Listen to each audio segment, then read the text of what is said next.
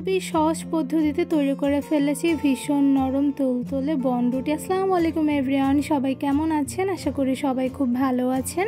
আবারও চলে এসেছি আপনাদের মাঝে নতুন একটি রেসিপি নিয়ে। আজকে তৈরি করেছি খুব সহজভাবে নরম তুলতুলে বনরুটি। এই বনরুটিগুলো তৈরি করা কিন্তু খুবই সহজ, শুধুমাত্র কয়েকটা উপকরণ দিয়ে কিন্তু এই মজাদার বনরুটিটা খুব সহজেই ঘরে বসে তৈরি করে ফেলা যায়, যা তৈরি করা খুবই সহজ, সাথে কিন্তু খেতে অসম্ভব মজাদার হয়ে থাকে। এই মজাদার বনরুটিটা বাচ্চাদের টিফিন থেকে শুরু করে বড়দের স্ন্যাক্স হিসেবে যে কোনো সময় কিন্তু তৈরি করে ফেলা যাবে, কারণ বনরুটি তৈরি করা এতটা সহজ। এই মজাদার বনরুটি তৈরির রেসিপিটি আজকে আপনাদের সঙ্গে শেয়ার করবো। আশা করি রেসিপিটা আপনাদের কাছে খুব ভালো লাগবে। তো চলুন বনরুটি তৈরির ফুল রেসিপিটি দেখে নেই।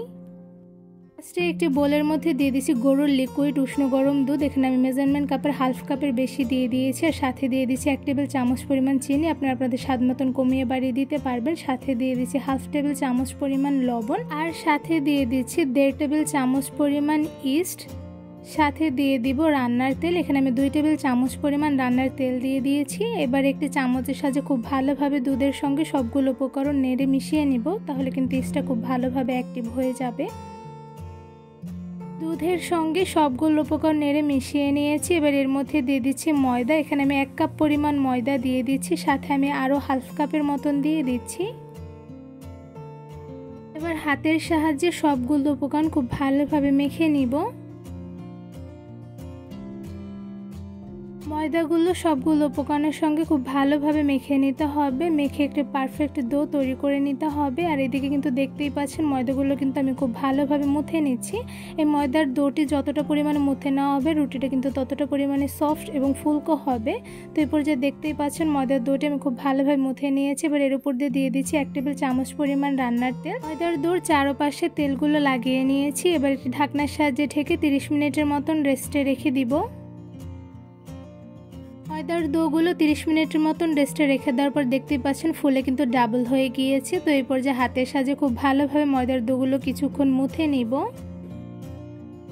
কিছুক্ষণ ময়দার ডোগুলো খুব ভালোভাবে মুথে নিয়েছি, সাথে এই ডোগুলো দিয়ে কয়েকটা লিচি কেটে নিয়েছি। এখানে একটা লিচি দিয়ে আমি রুটি বানাবো, সাথে বাকি লিচিগুলো একটি ঢাকনার সাহায্যে ঢেকে রাখবো যাতে ড্রাই হয়ে না যায়। রুটি বানানোর জন্য একটি ফিরের উপরে লিচিটা গোল শেপ করে নিয়েছি, আর সাথে দিয়ে দিচ্ছি অল্প পরিমাণে ময়দা। ময়দাটা লিচির সঙ্গে খুব ভালোভাবে ভরিয়ে নিব, তাহলে রুটি বানানোর সময় রুটিটা কিন্তু নিচে লেগে যাবে না। এবার বেলুনের সাহায্যে গোল শেপ করে ছোট সাইজের একটি রুটি তৈরি করে নিব। মিডিয়াম সাইজ করে রুটিটা আমার বেলে নেওয়া হয়ে গিয়েছে, আর রুটিটা কিন্তু খুব একটা বেশি পাতলা করে বেলে নেইনি, একটু মোটা রেখে কিন্তু বেলে নিয়েছি। এবারে রুটিটা আমি একটি পাত্রে রেখে দিব। তো রুটিটা রেখে দেওয়ার জন্য একটি পাত্রের উপরে দিয়ে দিচ্ছি অল্প পরিমাণে ময়দা, যাতে রুটিটা রাখলে রুটির নিচে লেগে না যায়। এই পর্যায়ে রুটিটা আমি পাত্রের উপরে রেখে দিচ্ছি, আর একটি ঢাকনার সাহায্যে ঢেকে 10 মিনিটের মতন রেস্টে রেখে দিব। রুটিটা 10 মিনিটের মতন রেস্টে রেখে দেওয়ার পর দেখতেই পাচ্ছেন অনেকটা পরিমাণে ফুলে গিয়েছে। তো এই পর্যায়ে আমি রুটিটা একটু ডিজাইন করে নেব। তো ডিজাইন করার জন্য রুটির মাঝ বরাবর একটি ছুরির সাহায্যে কেটে নিচ্ছি। এইভাবে মাঝ বরাবর কেটে নিলে কিন্তু খুব সুন্দর একটি ডিজাইন চলে আসে। বনরুটির চারো সাইড থেকে ঘুরিয়ে কিভাবে কেটে নিচ্ছি তা কিন্তু আপনার ভিডিওর মাধ্যমে দেখে আশা করি বুঝতে পারছেন।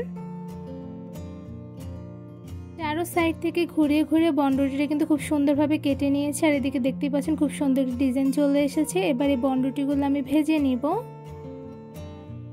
বনরুটি ভাজার জন্য একটি প্যানের মধ্যে দিয়ে দিচ্ছি পরিমাণ অনুযায়ী তেল। তেল একটু গরম হয়ে আসলে এর মধ্যে দিয়ে দিচ্ছি বানিয়ে রাখা বনরুটিটা, আর চুলার আঁচটা কিন্তু একদম মিডিয়ামে রেখে দেন ভেজে নিতে হবে। তো এই পর্যায়ে বনরুটিটা আমি একটা চামচের সাহায্যে উল্টে নিচ্ছি।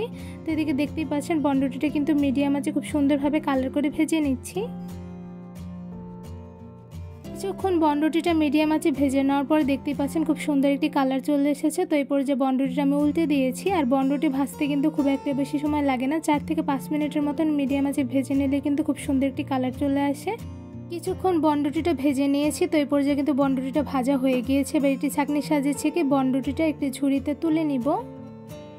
খুব সহজেই তৈরি করে ফেলেছি ফুলকো নরম তুলতুলে পারফেক্ট বনরুটি। এই বনরুটিগুলো মাশাআল্লাহ দেখতে যেমন সুন্দর হয়েছে, সাথে কিন্তু খেতে অসম্ভব মজাদার হয়ে থাকে। শুধুমাত্র ঘরোয়া অল্প কিছু উপকরণ দিয়ে খুব সহজেই কিন্তু আমার ফুল রেসিপি দেখে আপনারা এই মজাদার ফুলকো নরম তুলতুলে পারফেক্ট বনরুটিটা তৈরি করে ফেলতে পারবেন। মজাদার বনরুটিগুলো তৈরি করা কিন্তু খুবই সহজ, বাচ্চাদের টিফিন থেকে শুরু করে বড়দের স্ন্যাক্স হিসেবে যে কোনো সময় কিন্তু ঝটপট কোনো রকম ঝামেলা ছাড়াই তৈরি করে ফেলা যায়। এই বনরুটিগুলো তৈরি করা কিন্তু খুবই সহজ, কোনো রকম ঝামেলা ছাড়াই কিন্তু বাচ্চাদের টিফিন থেকে শুরু করে বড়দের স্ন্যাক্স হিসেবে কিন্তু ঝটপট ঝামেলা ছাড়া তৈরি করে ফেলা যায়। তাতে কিন্তু দেখতেই পাচ্ছেন বনরুটিটা কতটা পরিমাণে সফট হয়েছে যে ধরার সাথে সাথে কিন্তু ছুটে যাচ্ছে। এই মজাদার বনরুটি তৈরির রেসিপিটি আপনাদের কাছে কেমন লেগেছে তা আমাকে অবশ্যই কমেন্ট করে জানাবেন। বনরুটিটা যেমন পরিমাণে ফুলকো হয়েছে সাথে কিন্তু খুবই সফট হয়েছে। এই মজাদার বনরুটি তৈরির রেসিপিটি আপনাদের কাছে যদি ভালো লেগে থাকে তাহলে আমার চ্যানেলটি সাবস্ক্রাইব করে ভিডিওতে বেশি বেশি লাইক কমেন্ট শেয়ার করে আমার পাশেই থাকবেন। আজকে এখানেই বিদায় নিচ্ছি, দেখাবো অন্য কোনো ভিডিওর মাধ্যমে। সবাই সুস্থ থাকবেন, ভালো থাকবেন, আল্লাহ হাফেজ।